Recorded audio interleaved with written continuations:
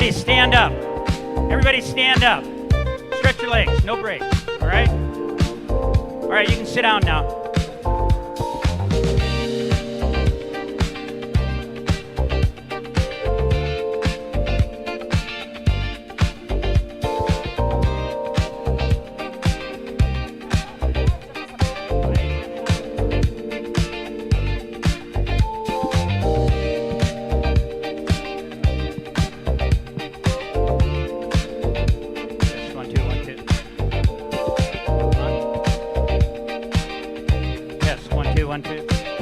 Test, test. All right, kill the music. Close the doors. Lock everybody in. All right, so we've now talked about Apollo-Soyuz. You got a lot of history. We've talked about Shuttle Mir. You learned about working together in a different way. You learned about the International Space Station and how amazing it is. But we have to have a future together. The International Space Station, as I said, it's coming down in 2030, and we want to be able to continue. And I believe commercial space is the future, and that's why I've asked these commercial space experts to be kind enough to sit down with me, and I'll introduce them.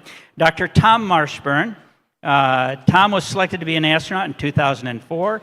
He flew on STS-127, TMA 07, Expedition 3435, and SpaceX Crew 3,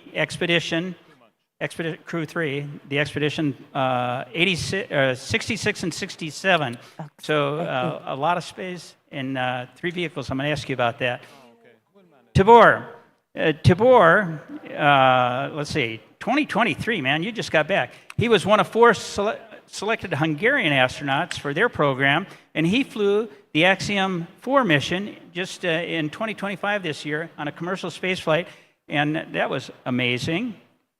Anousheh, Ansari, Soyuz TMA, I should have put my glasses on, 9 in 2006 up to the space station, and finally Eytan Stibbe flew the Axiom 1 mission to ISS in 2022.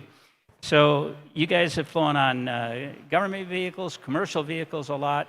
I believe commercial space is our future, and I'd like to get your thoughts on that. So first off, I have one specific question for each of you, and then I got a bunch of general questions that you can just jump on.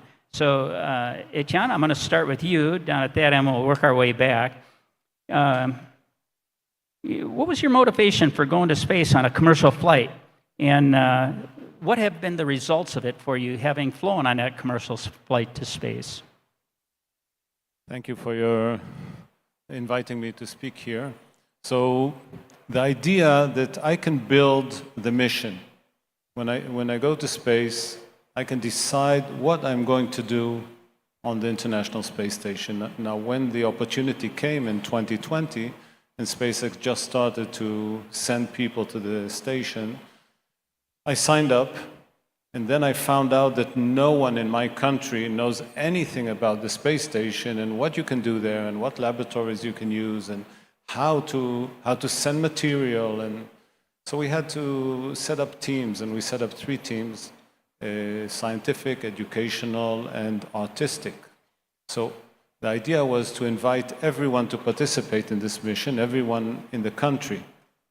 Doesn't matter age, profession, and the idea really, in order to build the mission, we called for proposals. It was an open source mission. People send ideas, do this, do that, why not that? And these teams screened all the ideas, all the proposals from children, songs, performances, art, and had to go through NASA and the space station to approve each item, if it's to take things or work on a laboratory. And it was exciting because the result that you ask is millions of people participated in the mission. We were working full-time on those activities, and we got an incredible good support from the NASA, ESA, and Russian astronauts that were on board in order to complete those. And I should have mentioned it, but Eytan he flew with Israel's first astronaut, Ilan Ramon, and Ilan was a truly amazing individual also, and that's a special bond that you had with him. That's true. Anousheh, so I'm going to ask you the same question. You know, what was your motivation for going to space, and why do you think commercial space is important? What's the future? So my love of space and wanting to go to space started when I was a child, and started as a childhood curiosity, turned into a scientific curiosity, and then later to a purpose curiosity, trying to learn about our universe, understanding my place in it, helped me understand and decide on my direction and purpose in life. And it's a deep passion and love that I had. My background and my life was completely focused on being a tech entrepreneur and engineer, and I was on a different path, but I knew at some point I will make a detour, and when I did, it really emphasized how important this was for me. So through the work I did with XPRIZE, we were one of the first ones to believe that a commercial space program will not only open the opportunity for millions of people who really want to experience going to space, but cannot make it through the very limited space program run by governments. But also, it really, working as a tech entrepreneur, I saw how competition had helped different industries grow, especially in telecom industry. I've seen that many, many times with different technologies coming on board. So I deeply believe that bringing competition and bringing a commercial rigor will help, in partnership with the government space agencies, build something that's long-term sustainable and progresses at the rate of technology instead of at the rate of bureaucracy. So that was my motivation behind wanting to see commercial space activities. And as a result, we've seen how exponentially the cost of access to space now has been reduced and continue to be dropped, which has opened up opportunity for investment in space, for different businesses to exist in space, and it will help focus the work of the government space agencies on the frontier technologies and on frontier exploration. Tibor, as the newest space flyer on the panel, what were your thoughts? What stuck out to you? What do you think about flying in space? And share with us your impression. Thank you for having me. Obviously flying to space is pretty fun. I love the whole thing. The launch was an unforgettable experience. I could do it any day. And I will be probably talking a little bit about the launch itself tomorrow. Coming back to what Anousheh said, I think that's super important for us. When it comes to commercial space, I was actually motivated by the engineering marvel and the engineering achievements of these commercial companies and reusable rockets. That was around 2014, 2016. That was around the time when I actually finished my university studies, my master's studies as a mechanical engineer. So that sparked my curiosity. And unfortunately, our Foreign Affairs Ministry, they announced the program in 2022 or maybe 2021. I applied and I got the lucky one and I got selected. The reason I'm telling all these is that the story is basically only 10 years old, or maybe even less. A country like Hungary would probably have never paid that amount of money if reusable rockets never come to the market. So because of the engineering efforts of these commercial companies, spaceflight indeed got much cheaper, and because of that, it is actually an enabler and opens doors not only for investors and technologies, but also for smaller countries like ours. So Hungary is like 10 million within our borders, and either if it's a smaller country, it should have the chance to fly to space, and it should have the chance to inspire the young generations. So that's exactly what happened with us. With AX4, Poland, India, and Hungary. I mean, India is obviously not a small country, but all of the three countries have been waiting 40 years or more for their second astronaut to fly. And that was actually enabled by commercial companies. So I think it's a beautiful thing. And as you said, it's the price is gonna drop as well, or even more. And the possibility is just gonna come. Was Peggy really a tough commander? She is always a tough commander. Peggy, also known as a space ninja, we could have not been more lucky. I don't know about her. She had to handle 3 kid Labradors or whatever when we came to space. It was a really tough time for her, but it was awesome. And she's Peggy. I don't know. I'm looking at you guys. She's the most experienced American astronaut from female to male with her 695 days in space. She had to fly with 3 first-timers, which is an awful job, I think. But she did really great. Her superpower is building a team. That's her words, not mine. But I completely agree with that. And even though that she is so experienced, she is extremely humble and basically down to earth, which is irony. But she's the best commander for sure. Tom, you've flown on shuttle, you've flown on Soyuz, you've flown on the Crew Dragon. How about giving us your impression of the 3 and the differences? What likes and dislikes, whatever. Tell us about flying on all 3. I'm glad you didn't ask me which is my favorite, because it's like, which is your favorite kid? You know, I mean, if you have kids. Each experience is so unique. So the start and the end of all of them are exactly the same. You've been sitting on your rocket for about 2 hours. You do experience valves opening for the first time because it's never in a simulator. So you hear a groan or feel a vibration. In the SpaceX, you actually feel the rush of fuel as it starts to load.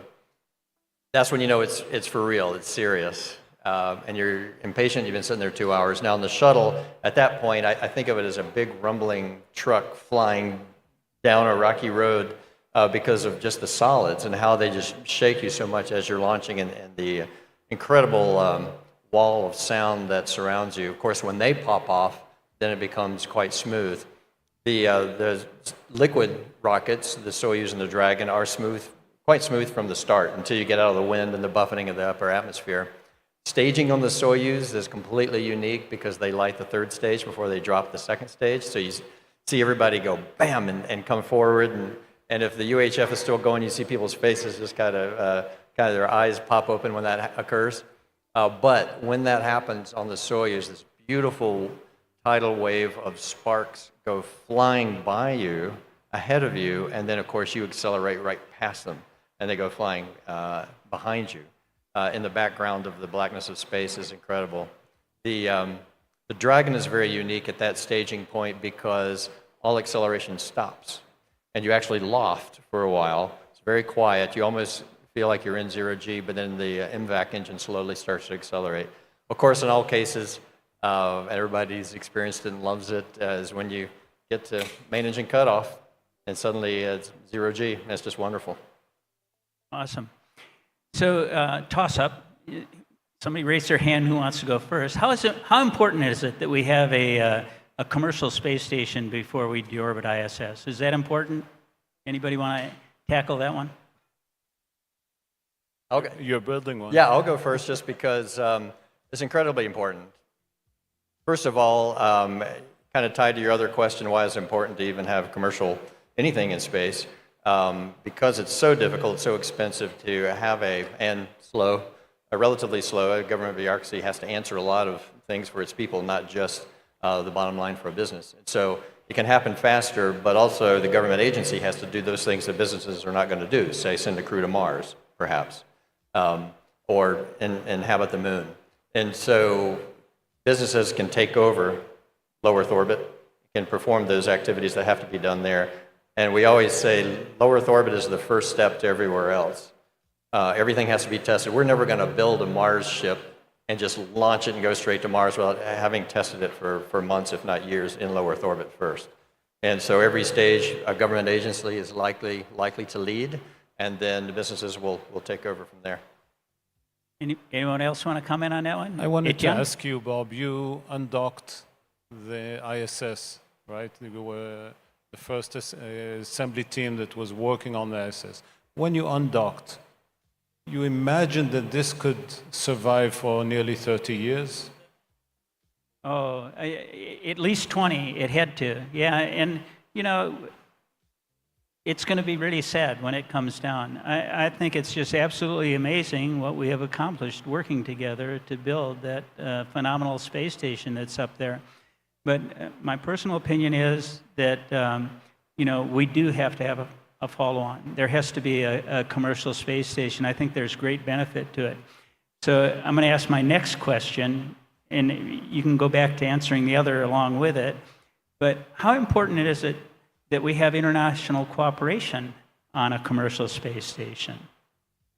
So together with the previous question, I believe that the future of the commercial space stations will change the profession astronaut. Today, an astronaut is expected to do everything: maintenance, healthcare, everything. I believe, like any sophisticated institute, like a hospital, it will have technicians, it will have the doctors, it will have the trainers, and I think there'll be opportunities for different professions, humanities, to go to space. And that commercial stations can offer. You see, they invest much more in the design, in the lifestyle, in the training, in playing games, and enjoying the sensation of watching Earth. I think international cooperation is essential for our future of space exploration because in order to preserve a peaceful use of space, we have to have cooperation. Whether it's commercial, government, I think you can probably achieve collaboration with less red tapes through commercial activities. But even at that stage, I think it's important to have this balance of power by cooperation. And I think I agreed with the previous panel when we talked about how ISS has been a place where we demonstrated how nations can work peacefully and collaboratively in space, building things, doing experiments, sharing information, while still there are conflicts on Earth. And I don't want to lose that because I think the way things are changing in our societies, especially with technology and how there's a power struggle with countries and how their technologies can take over the world, I think we need to have one place at least that we can demonstrate collaboration will advance us further together versus trying to grab power and hold on to it. I totally agree. I think the message of ISS, the most important message of ISS is peaceful collaboration. When we talked about and thought about our own mission, it was 4 countries.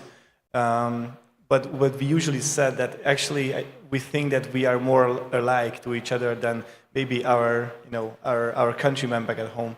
So we have to realize these common goals and common purpose.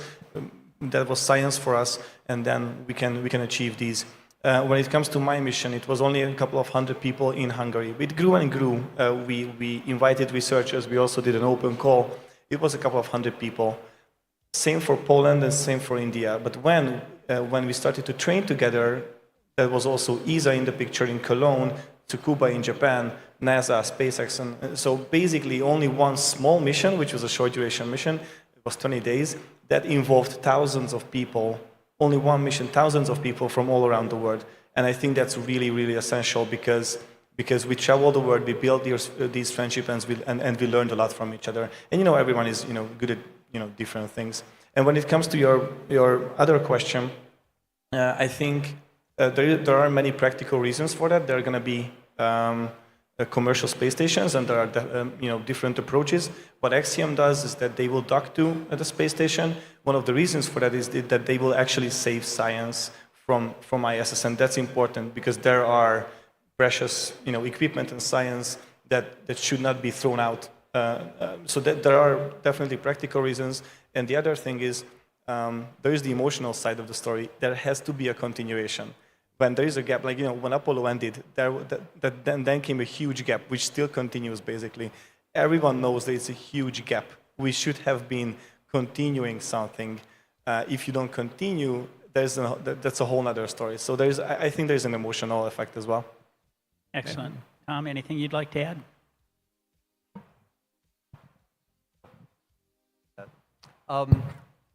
Yeah, it's just the natural state of humans to do these things together. And what I love, Eytan said something, we had the privilege of flying together. One thing he said, looking back on the ISS, probably 500 years from now, there will be some scientific discoveries that are kind of woven into the fabric of life, and those may be forgotten. But I'll just say, and everybody else has echoed this as well, is the ISS is a place of peace, and will always be seen that way in the fundamentally most human element, and that is and kindness, I guess, between us, which is exploration and creation. May I add something? I've always felt Bob? that when we leave... May I add a story? Oh, absolutely. So Tom and I, yeah. we were lucky to celebrate Yuri Gagarin Day, 12th of April. So the Russian crew hosted the whole 11 astronauts, the whole crew in their quarters in the Russian side, and we celebrated. So the first thing was to gather all whatever is sweet and pile it up on the table. Cream and fruit and cookies, and it was a big pile. And we started eating slowly, we couldn't finish it all. And after really our sugar level in the blood was so high that we had to stop.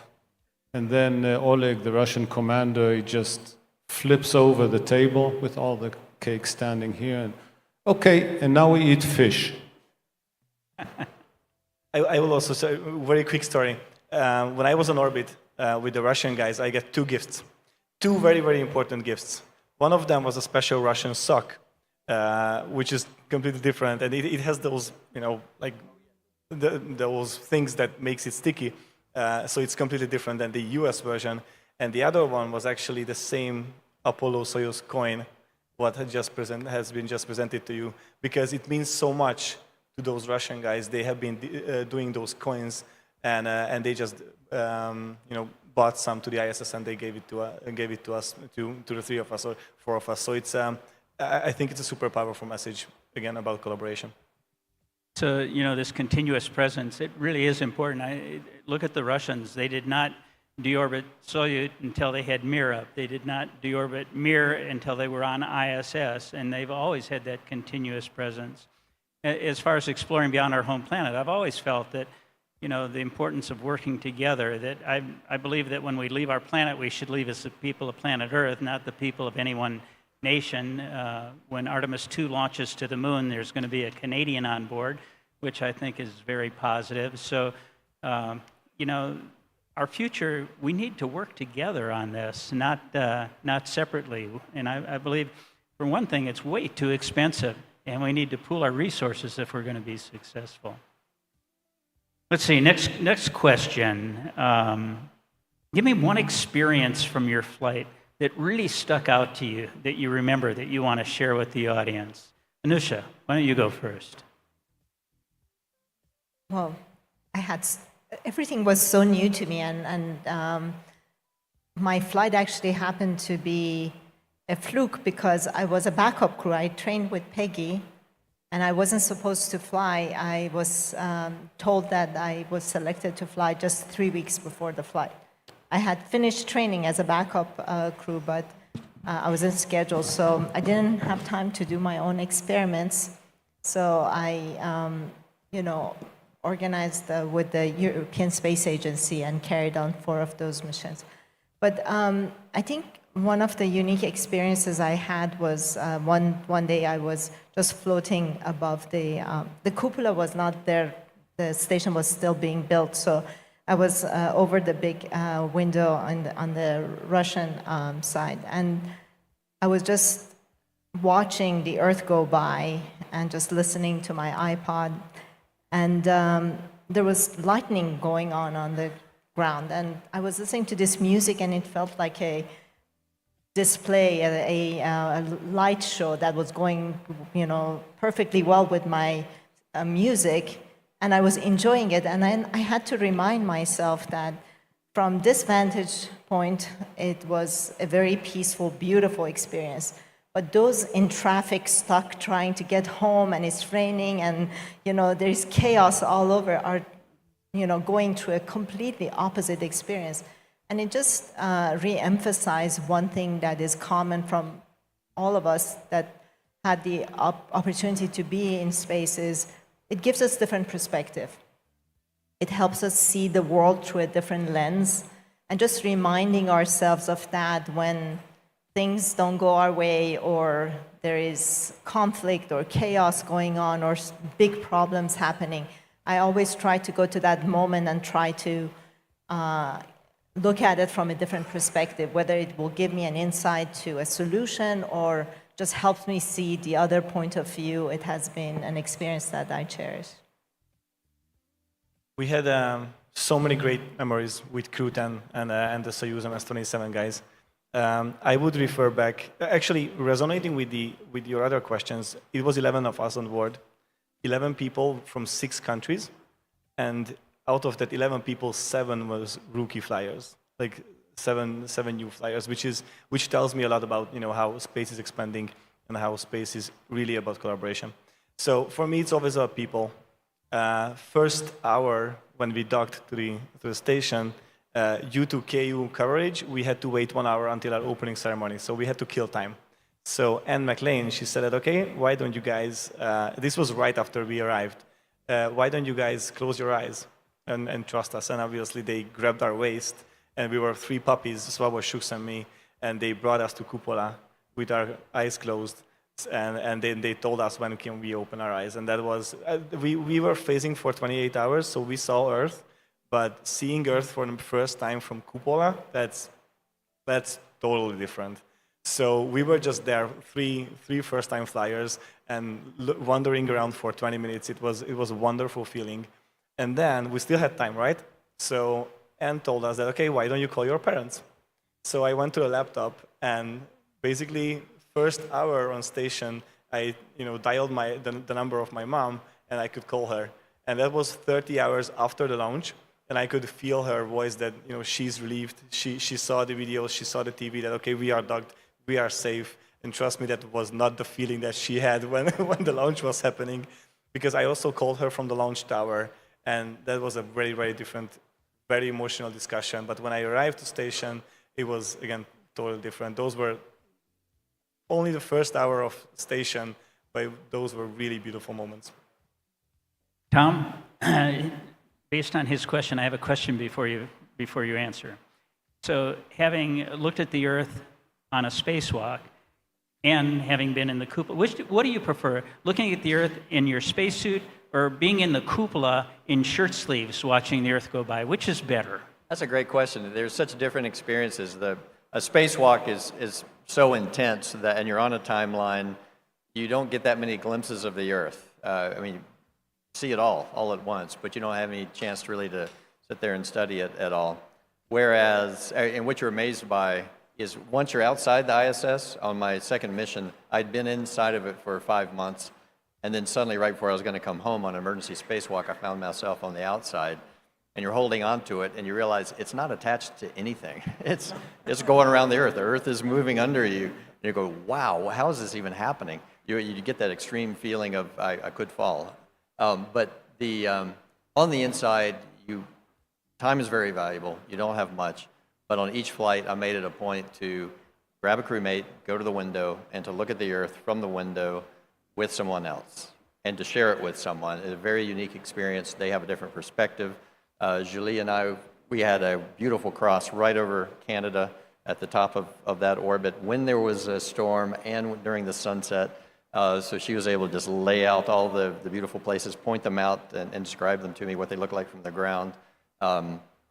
Jessica Watkins, a planetary geologist who used to work on the Curiosity probe before she became an astronaut, pulled her to the window when we're going over Africa. What do you see? Tell me with your brain. Tell me what how you see this. So looking out the window with somebody else, I think is the thing I'll always bring back and never forget.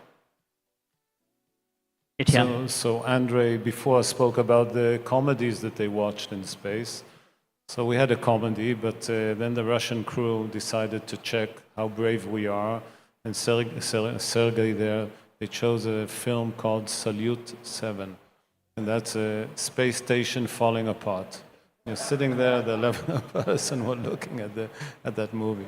But I remember too, you're speaking about docking and undocking. So the docking, we were lucky to look through the window just a few hundred meters before docking, and I saw the space station first time as a golden jewel in the black sky, the black universe, not sky.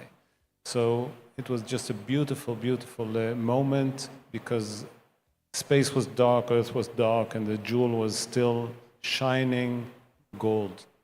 And very similar, after undocking, we were on the Venus port, so we went up.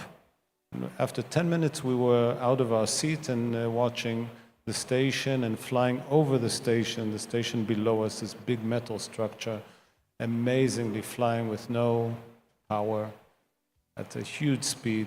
And these are pictures I will never forget.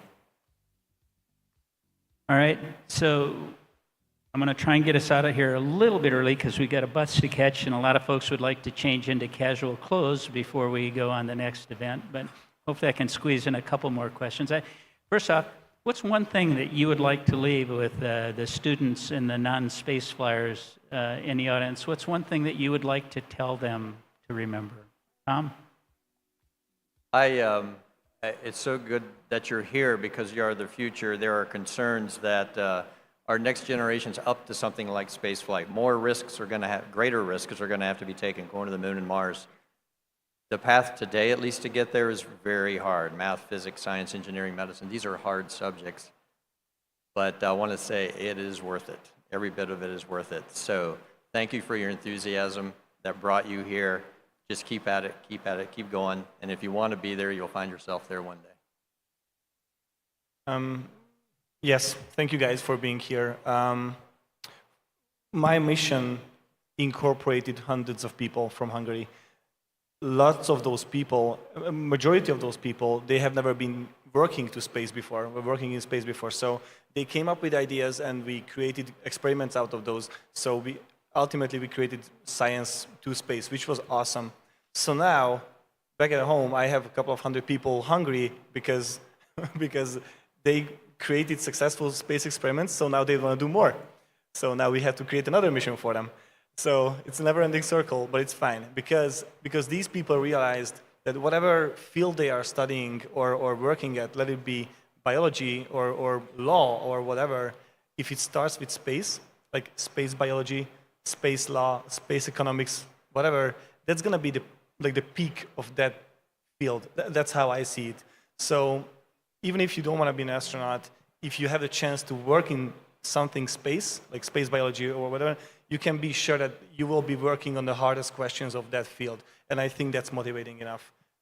So if you happen to go towards those paths, then you are really the future. I would like to also just, first of all, thank them for being here and participating. That's the first step to learn. And also just remind them that, I'm an example, like Marcos talked about how he had a dream that seemed impossible. I'm sure for some of them, going to space seems like an impossible dream, but at least both of us are examples of, yes, it is possible, and it requires hard work. It's not going to be easy. But fortunately, I think there will be a lot more opportunities because we're going to have permanent presence in space, in orbit, on the moon, and beyond. And that opens up opportunity for more people to participate in the new space economy. And the last thing I would say that, experience of being in space changes you, helps you become a better version of you. And don't relegate the future of space to humanoid robots. It's still worth it for us, even though there are dangers and there's harsh environment. There's still a reason for us to experience that individually. Just to add to everything that was said, don't give up. There will be a next Brazilian astronaut, and probably on the moon, or even further. So don't give up. When my mission was in the news, there was a query, like a questionnaire. They asked the general public. It turned out more young guys want to be TikTokers than astronauts, which is not good. So, indeed, opportunities will come. There's going to be even more and more astronauts. So please be astronauts. That's much more than being TikTokers. Like, it's much more important. All right, show of hands. First, who thinks commercial space is our future? You guys can answer too. All right. And who would go back again if they had the chance? Hey, first up, thank you so much for saying yes to being part of this panel. How about a round of applause for our commercial space panel?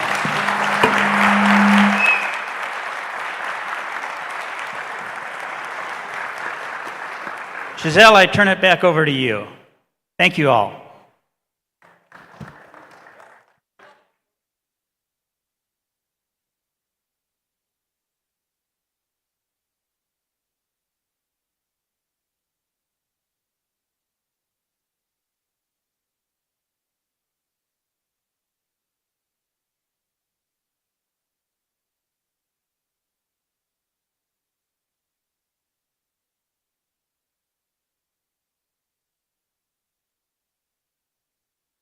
Thank you very much for everyone.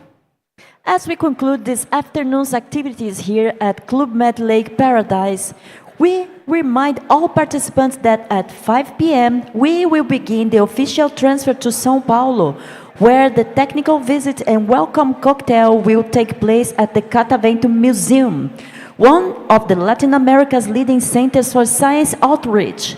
We kindly ask all participants to be ready for boarding the official buses, following the schedule and instructions provided by the coordination team. We wish everyone a pleasant evening and inspiring experience in the city of São Paulo. Once more, thank you very much.